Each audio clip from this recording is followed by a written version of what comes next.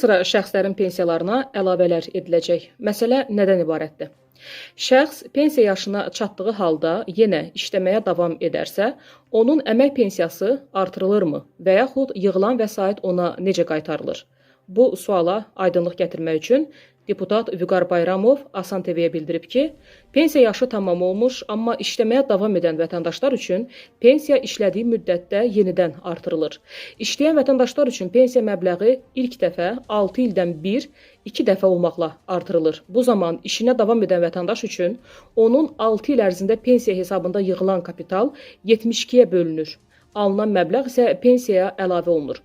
Məsələn, vətəndaş 700 manat pensiya alır, onun işlədiyi müddətdə hesabında 8000 manatlıq yığım varsa, həmin məbləğ, yəni 8000 manat 72-yə bölünür. Alınan məbləğ isə pensiyasına əlavə edilir.